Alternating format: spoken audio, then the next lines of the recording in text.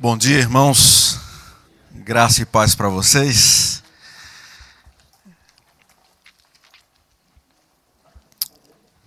Pai, obrigado por essa manhã na Tua presença, onde nós podemos estudar a Tua palavra, onde nós podemos louvar o Teu nome,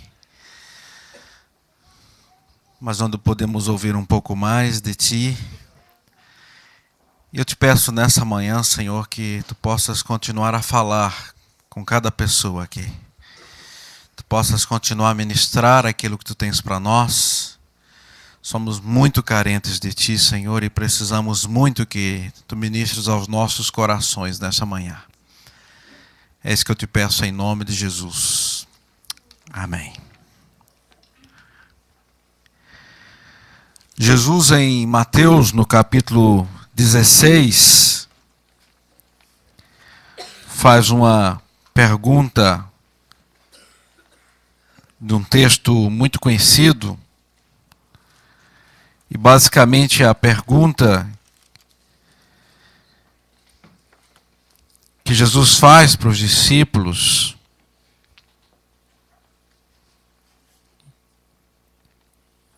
Mateus 16, 26, que adiantará ao homem ganhar o mundo inteiro e perder a sua alma? Ou que o homem poderá dar em troca de sua alma? O mundo tem três coisas basicamente na Bíblia, que a Bíblia refere-se ao mundo. O mundo como cosmos, que é a criação de Deus, tudo aquilo que foi criado. O mundo como sociedade, civilização humana, o que constitui a sociedade. E o mundo como sistema, o sistema que governa o mundo inteiro. E é isso que a Bíblia fala sobre essas três coisas, sobre o que é o mundo. E muitas pessoas vivem a vida em prol de ganhar basicamente o mundo muitas vezes. A mensagem hoje de muitos pastores em muitas igrejas hoje é: vamos conquistar, vamos nos apoderar, vamos fazer isso, fazer aquilo. Ou seja, é muito no sentido da grandeza e de fazer muitas coisas para Deus, em nome de Deus. Não quer dizer que isso seja só errado, mas quando se vive só para isso, não é, claro, o objetivo final que a palavra de Deus nos ensina. Mas a verdade é que ao longo da vida, na nossa carreira, na busca profissional, na busca ministerial, na busca da profissão de cada um, muitas vezes nós podemos perder a alma. Nós, como pastores, talvez sejamos das pessoas, ou colocar aqui profissão entre aspas, que mais se perde a alma. Porque nós estamos literalmente envolvidos numa correria enorme, onde nós cuidamos muito dos outros e muitos não cuidam, raramente cuidam de si mesmos. Como cuidar de nós mesmos no mundo de hoje, que nos chama a conquistar, que nos chama a ser os melhores profissionais de excelência, e não tem também nada de errado em si isso. Mas a verdade é de que muitos profissionais de excelência no mundo inteiro, muitos CEOs hoje no mundo inteiro, eles têm perdido também a alma. Muitos têm até abandonado a sua profissão e têm procurado ter uma vida mais tranquila, porque já não tem mais tempo para aquilo que é mais importante, principalmente a sua própria vida, a sua família e a vida em si. Perder a alma também significa que muitas vezes nós vivemos uma vida que é de muita realização, mas de pouca alegria. Onde não se há verdadeira alegria. Onde se conquista muito, mas não se tem real prazer. E já é comprovado, há pesquisas por aí, de que muitas pessoas, uma porcentagem muito alta, deixariam os seus empregos atuais se pudessem.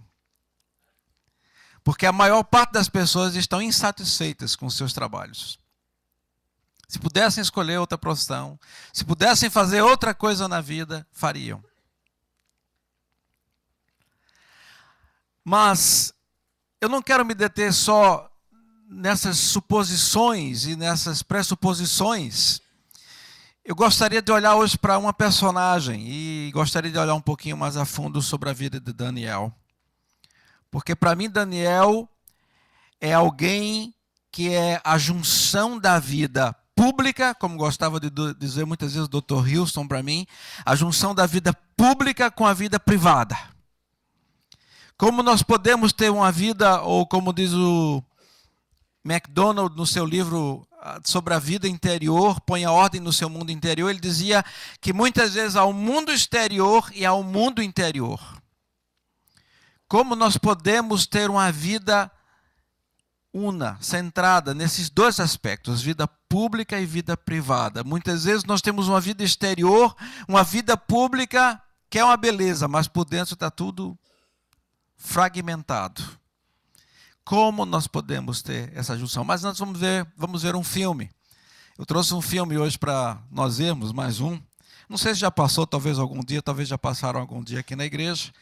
Mas presta atenção, ele fala um pouco sobre a raiz da nossa disfuncionalidade, da nossa fragmentação.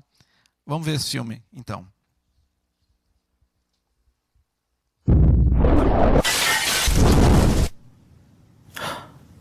You. Look at your eyes. Look at them. Speckled, colorful, each one unique. And I created every one of them. I created everything. The universe and you. I gave you your personality. I made you pure, complex. And every day, I give you life. I love you. But something happened. You cheated on me. You didn't trust me. You sinned.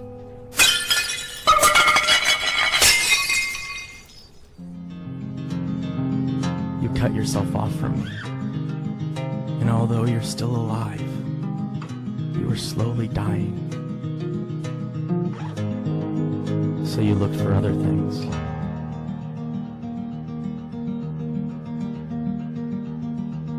To fill the void.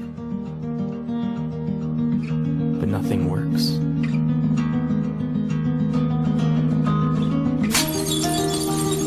It just kills you faster. And it separates us more and more.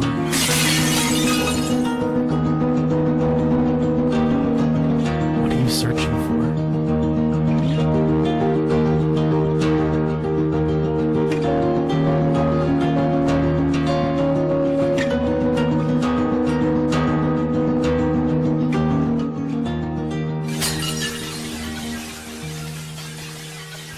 I don't want you to die. I created you, not to be destroyed, but to know me. So I became one of you, a fragile creation. I was tempted, but I never sinned. I came to save you. You have so many sins. And they have a cost. Someone has to die. You or me. So I took on your sin and traded in my life for yours. And I died in your place. Because I love you. Then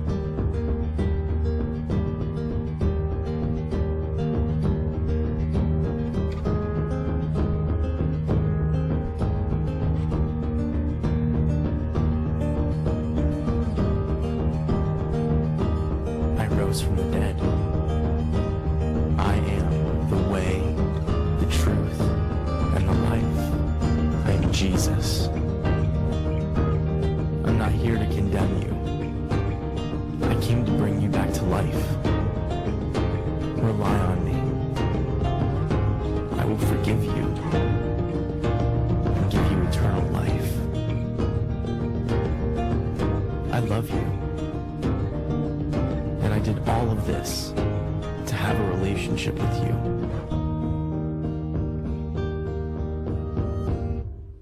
Will you follow me?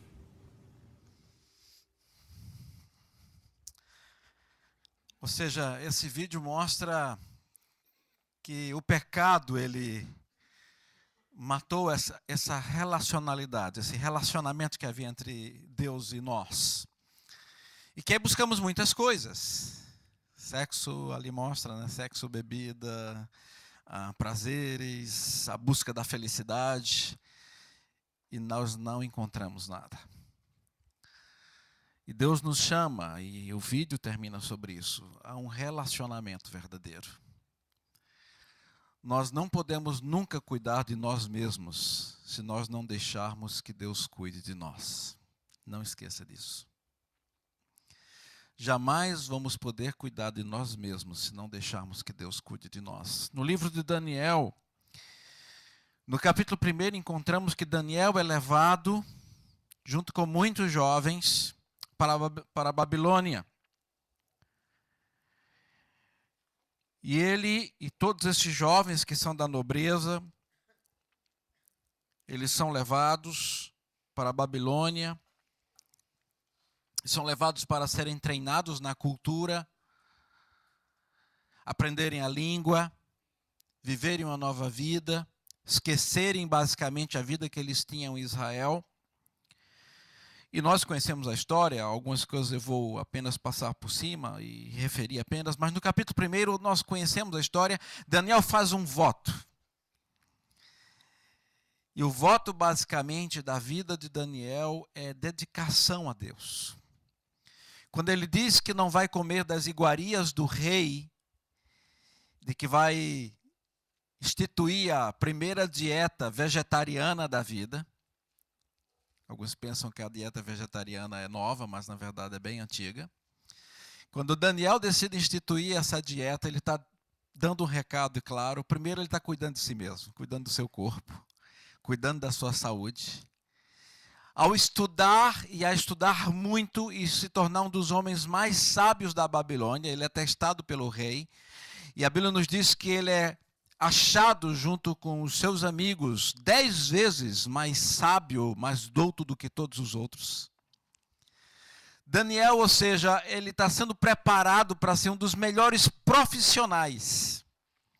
Ele se torna funcionário público, mas olha, se eu lhe disser que qualidade de funcionário público é esse, é espetacular, porque Daniel ele está sendo preparado para ser um alto executivo no reino da Babilônia.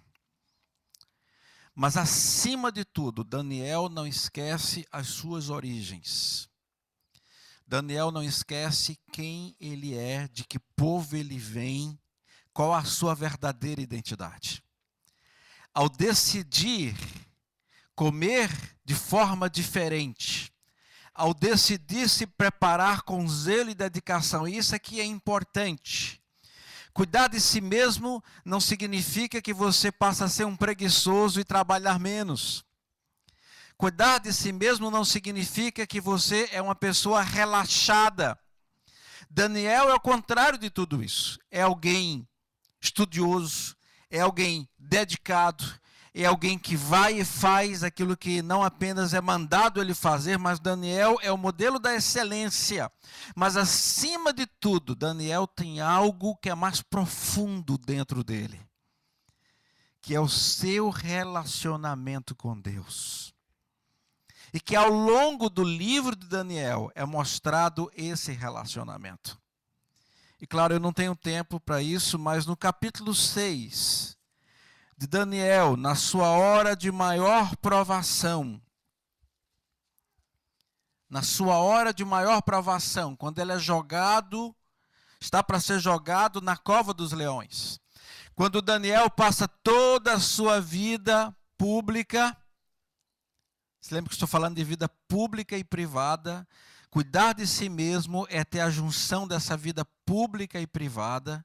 Quando Daniel, então, passa pela vida pública que ele passa sobre os reis, Nabucodonosor, Belsazar, ele agora já está no terceiro rei, sob Dario. A Bíblia nos diz que ele chega ao topo do serviço. Acima de 120 homens, presidentes de províncias, de estados do reino da Babilônia. Daniel é colocado por Dario nesse posto.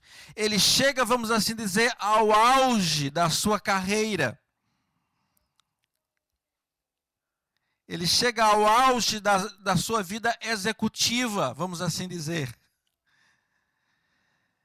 Daniel nunca e jamais esqueceu a sua vida com Deus. E claro que em todos os capítulos anteriores há a revelação, os sonhos que ele interpreta de Nabucodonosor, mas Daniel, acima de tudo, o capítulo 6 revela a vida privada de Daniel. Daniel foi essa bênção da vida pública, chega no auge, chega no topo da vida pública, mas o capítulo 6 é a revelação da sua vida, o que era a chave, a fundação, os fundamentos para ele não desequilibrar na sua vida como um todo. Diante dessa pressão, diante dessa acusação, porque, gente, como nós podemos encarar Deus? Como nós podemos encarar a vida diante de situações em que nós vivemos que são altamente perturbadoras? Porque Daniel, ele é acusado de fazer alguma coisa quando ele era inocente. Daniel, ele é verdadeiramente trapaceado por esses homens. Ele é enganado. Daniel sofre a calúnia de estar fazendo algo que ele não estava a fazer. Daniel, ele sofre injustiça. E a Bíblia nos diz que a reação diante de todas essas acusações, diante desse momento talvez um dos mais difíceis da vida de Daniel, em que as pessoas não acham nada contra a sua integridade, a Bíblia nos diz aqui no capítulo 6, no verso 5, que ninguém encontrava nada para acusar Daniel. Daniel era um homem íntegro, um homem de caráter, um homem exemplar na sua vida pública. Mas a Bíblia nos diz que diante dessa acusação, em que o rei não podia voltar atrás na sua palavra, em que ele não poderia deixar de jogar essa pessoa, no caso Daniel, na cova dos leões. A Bíblia nos diz que Daniel, quando vê que está assinado o decreto para que ninguém possa orar a não ser ao rei, ele vai para a sua casa, quando ele sabe que o decreto foi publicado. No verso 10 do capítulo 6 de Daniel, diz que quando Daniel soube que o decreto tinha sido publicado, foi para a casa, para o seu quarto, no andar de cima, onde as janelas davam para Jerusalém, e ali fez o que costumava fazer. 3 vezes por dia ele se ajoelhava e orava, agradecendo ao seu Deus. É interessante isso, porque aqui revela que, na verdade, o segredo da vida de Daniel era essa vida de oração e de intimidade com Deus. E aí não me resta nada a não ser lembrar do que Jesus fala. De que a vida, toda a nossa base de vida começa no quarto. Quando Jesus diz, olha, você quer ter intimidade e comunhão com Deus, vá para o seu quarto. Feche a sua porta. E ora ao seu Pai, que vê tudo em secreto. E é em secreto que o Pai te recompensará. Daniel vai para o seu quarto. Daniel vai para a sua casa. Vai para o andar de cima. É interessante porque eu fico a imaginar que Daniel fez essa casa construída com esse propósito. Ele constrói essa casa, onde há um andar em cima só para a vida de oração, que para mim é um lugar reservado que Daniel tinha para orar, com as janelas abertas para a banda de Jerusalém, ou seja, foi proposital isso. Isso não está escrito na Bíblia sem um propósito, para mim é proposital. Para a banda de Jerusalém, onde ele ora, não há mágica aqui, mas ele ora, porque ele se lembra de onde ele vem, ele se lembra da sua identidade. Eu sei quem eu sou. Eu estou aqui morar na Babilônia, mas eu sei de onde eu vim, eu sei quem eu sou. Daniel tem isso carregado dentro dele, e não é à toa que eu tenho certeza que ele constrói essa casa, com as janelas voltadas para Jerusalém, para orar. Esse quarto foi construído para ele orar. Ele ora e ele agradece. E fica a pensar assim, como agradecer a Deus diante de uma circunstância que possivelmente era a mais pavorosa da sua vida.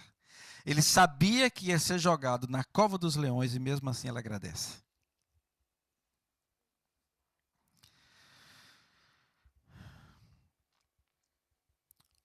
O segredo da vida pública de Daniel era a sua vida privada.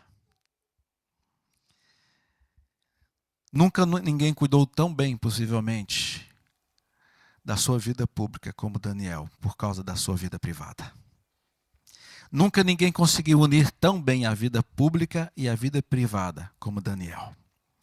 Você quer cuidar bem de si mesmo, da sua profissão, da sua família, da sua vida, tem que unir as duas coisas. Não dá para fazer uma coisa sem a outra. Verdadeiramente nós só achamos alegria a começar em Deus. A alegria de Daniel não estava em chegar a ser o maioral em todos os reinos. E ele passa debaixo do comando de todos esses reis no livro de Daniel. Dario, Ciro, Beltesazar, Nabucodonosor. Ele passa sobre todos esses imperadores. E é interessante que ele continua esse mesmo homem sábio, homem de Deus, que vive sua vida com Deus e consegue unir a vida pública e a vida privada. Não há distinção para Daniel. Não há dualidade. Daniel não tem duas vidas. Ele não tem uma vida no público e outra vida no privado. Ele é no público aquilo que ele é no privado. Ele é nos palácios aquilo que ele é em casa. Isso é que é interessante em Daniel. E Daniel, nós sabemos, é jogado na cova, Deus o livra. E quando o rei chega na cova perguntando se Daniel está vivo, será que você... É interessante porque o rei chama Daniel de servo do Deus vivo o tempo inteiro. No verso 20 está lá escrito sobre isso: Daniel, servo do Deus vivo, será que o seu Deus, a quem você serve continuamente, pode livrá-lo dos leões? Ou seja, o rei, ele vê em Daniel alguém que é servo de Deus. Eu sei, Daniel, que você serve a esse Deus continuamente. Eu sei que você serve a esse Deus em casa, nos palácios, no seu escritório, aonde você está, você serve esse Deus. Você serve de forma continuada. É o seu coração, Daniel. Eu sei o seu coração. O rei fica muito comovido, e a Bíblia nos diz que o rei tenta de todas as formas fazer com que Daniel não seja jogado na cova. Mas essa afeição que ele tem por Daniel é porque ele sabia quem era Daniel. Ele sabia que Daniel era esse homem de Deus. Ele sabia que Daniel, ele tinha essa posição não porque ele saiu pisando em cima de pessoas para chegar a essa posição, como a maioria faz na vida competitiva e na vida executiva. Daniel chega onde ele chega, por competência, é claro, mas também porque Deus estava com ele. E o rei sabe que Daniel chega lá, não é porque ele tinha inveja, não é porque ele era um cara ciumento e que fez trapaças para chegar lá. O rei sabia que Daniel era uma pessoa de caráter, de integridade. E a Bíblia nos diz que o rei, ele decreta, quando Daniel é tirado da cova dos leões, o rei decreta de uma forma clara que todos possam reverenciar o Deus de Daniel. E o rei diz: pois ele é o Deus vivo e permanece para sempre. O seu reino não será destruído, o seu domínio jamais acabará. Ele livra e salva, faz sinais e maravilhas nos céus e na terra. Ele livrou Daniel do poder dos leões. E é interessante porque ele não apenas exalta Daniel, mas ele exalta o Deus de Daniel. Quando nós temos essa vida com Deus, o nome de Deus será exaltado através da nossa vida. E para concluir, Daniel, ele, no capítulo 10, ele tem as visões de Deus no final do livro. E visões sobre o fim, visões que Deus revela para ele. Mas para mim, no capítulo 10 do Daniel, é o culminar do que Deus fala sobre Daniel. Quem é Daniel para Deus? Nós vimos o rei falando sobre quem é Daniel. Mas no capítulo 10, Deus fala quem é Daniel. O anjo chega para Daniel. E no verso 11 do capítulo 10, ele diz: Daniel, você é muito amado. Preste bem atenção no que vou lhe falar. Levante-se, pois eu fui enviado a você. E quando ele me disse isso, pus-me em pé tremendo. E ele prosseguiu: não tenha medo, Daniel, desde o primeiro dia em que você decidiu buscar entendimento e humilhar-se diante do seu Deus, suas palavras foram ouvidas, e eu vim em resposta a elas. Logo depois, no verso 19, ele diz: não tenha medo, você que é muito amado, que a paz seja com você, seja forte, seja forte. E eu fico a pensar nisso. Daniel, basicamente, no final da sua vida, no final do seu ministério, ouve do anjo essa palavra: Daniel, Deus está lhe dizendo que você é muito amado. Na verdade, Jesus, antes de começar o ministério, isso é interessante, porque Jesus ouve isso antes de começar o ministério. Tu és o meu filho amado em quem me comprazo. Daniel já sabia que ele era amado por Deus. Mas no final de tudo é como que Deus coroa a vida e o ministério de Daniel, dizendo: Daniel, eu tenho visto sua vida. Eu tenho visto sua integridade, tenho visto o seu caráter. Eu tenho visto a sua dedicação. Daniel, você é muito amado. Na verdade, amados, o que nos faz ter essa vida em que a gente pode enfrentar situações difíceis é a convicção do amor de Deus. Porque se nós não tivermos convicção que somos amados por Deus, apesar de todas as coisas, nós sucumbimos. O que vale para nós é o relacionamento com Ele, como vimos no filme. Final de tudo, o que conta é o relacionamento. Ele nos criou para nos relacionarmos com Ele. Para termos um relacionamento com o Senhor. E aí eu vou terminar lendo uma história.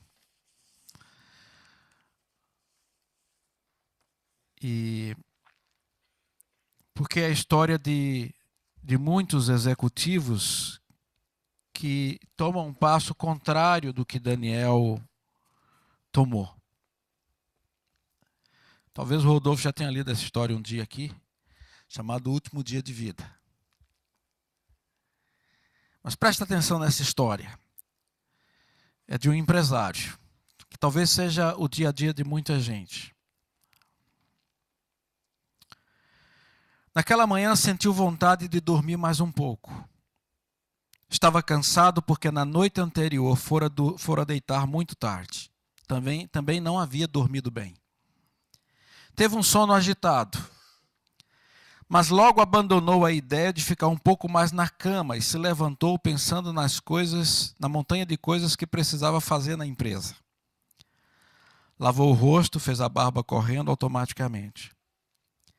Não prestou atenção no rosto cansado, nem nas olheiras escuras, resultado das noites mal dormidas. Nem sequer percebeu um aglomerado de pelos teimosos que escaparam da lâmina de barbear. Ele fala consigo mesmo: a vida é uma sequência de dias vazios que precisamos preencher. Pensou enquanto jogava a roupa por cima do corpo. Engoliu o café da manhã e saiu resmungando baixinho um bom dia sem convicção. Desprezou os lábios da esposa que se ofereciam para um beijo de despedida. Não notou que os olhos dela ainda guardavam a doçura de mulher apaixonada, mesmo depois de tantos anos de casamento. Não entendia por que ela se queixava tanto da ausência dele e vivia reivindicando mais tempo para ficarem juntos. Ele estava conseguindo manter o elevado padrão de vida da família, não estava? Isso não bastava? Claro que não teve tempo para esquentar o carro, nem sorrir quando o cão alegre abanou o rabo. Deu a partida e acelerou. Ligou o rádio que tocava uma canção antiga do preferido do Kim, da Lenda, do Rodolfo da Cidinha, do Roberto Carlos. Detalhes tão pequenos de nós dois. Pensou que não tinha mais tempo para curtir detalhes tão pequenos da vida. Pegou o telemóvel e ligou para sua filha. Sorriu quando soube que o netinho havia dado os primeiros passos. Ficou sério quando a filha lembrou de que há tempos ele não aparecia para ver o neto e o convidou para almoçar. Ele relutou bastante. Sabia que iria gostar muito de estar com o neto, mas não podia, naquele dia, dar-se ao luxo de sair da empresa. Agradeceu o convite, mas respondeu que seria impossível. Quem sabe no próximo fim de semana? Ela insistiu, disse que sentia muita saudade e que gostaria de poder estar com ele na hora do almoço, mas ele foi irredutível. Realmente, hoje, era impossível. Chegou à empresa e mal cumprimentou as pessoas. A agenda estava totalmente lotada, era muito importante começar logo a atender seus compromissos, pois tinha plena convicção de que pessoas de valor não desperdiçam tempo com conversa fiada. No que seria sua hora de almoço, pediu para a secretária trazer um sanduíche e, claro, um refrigerante diet. O colesterol estava alto, precisava fazer um check-up, mas isso ficaria para o mês seguinte. Começou a comer enquanto lia alguns papéis que usaria na reunião da tarde. Nem observou que tipo de lanche estava mastigando. Enquanto engolia, relacionava os telefonemas que deveria dar. Sentiu um pouco de tontura, a vista embaçou. Lembrou-se do médico advertindo alguns dias antes, quando tiveram os mesmos sintomas, de que estava na hora de fazer um check-up. Mas ele logo concluiu que era um mal-estar passageiro. Terminado o almoço, lavou os dentes e voltou à sua mesa. A vida continua, pensou. Mais papéis para ler, mais decisões a tomar, mais compromissos a cumprir, nem tudo saía como ele queria. Começou a gritar com o gerente, exigindo que este cumprisse o prometido. Afinal, ele estava sendo pressionado pela diretoria, tinha de mostrar resultados. Será que o gerente não conseguia entender isso? Saiu para a reunião já meio atrasado, não esperou o elevador, desceu as escadas pulando de 2 em 2 degraus. Parecia que a garagem estava a quilômetros de distância, encravada lá no miolo da terra e não no subsolo do prédio. Entrou no carro, deu a partida e quando ia engatar a primeira marcha, sentiu de novo o mal-estar. Agora havia uma dor forte no peito. O ar começou a faltar, a dor foi aumentando, o carro desapareceu, os outros carros também, os pilares, as paredes, a porta, a claridade da rua, as luzes do teto, tudo foi sumindo diante dos seus olhos. Ao mesmo tempo em que surgiam cenas de um filme que ele conhecia bem. Era que, como se um DVD estivesse rodando em câmera lenta, quadro a quadro, ele via esposa, via o netinho, a filha, e uma após outra, todas as pessoas que mais gostava. Por que mesmo não tinha ido almoçar com a filha e com o neto? O que é que a esposa tinha dito à porta de casa quando ele estava a sair hoje de manhã? Por que não foi pescar com os amigos no último feriado? A dor no peito persistia, mas agora outra dor começava a perturbá-lo, a do arrependimento. Ele não conseguia distinguir qual era a mais forte, a da coronária entupida ou da sua alma rasgando. Escutou o barulho de alguma coisa quebrando dentro do seu coração e seus olhos escorreram lágrimas silenciosas. Queria viver, queria ter mais uma chance, queria voltar para casa e beijar a esposa, abraçar a filha, brincar com o neto. Queria, mas não deu tempo. E ontem eu estava ouvindo um pouquinho também o Ed Renekiewicz, ele falando de um empresário que ele recebe um telefonema e ele vai, ele diz que é o primeiro a chegar, empresário amigo, muito amigo dele, com 51 anos, e que morre também de forma fulminante, com infarto. E ele diz, aquele homem trabalhou o tempo inteiro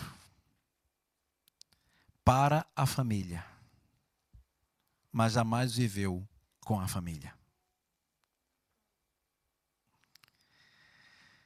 Às vezes a gente quer trabalhar e viver querendo garantir o futuro. Eu gostava sempre de dizer isso para o pessoal na igreja. Às vezes nós queremos trabalhar para garantir o futuro, mas a gente nunca vive o presente. Daniel é esse exemplo de vida, de junção de vida privada e pública.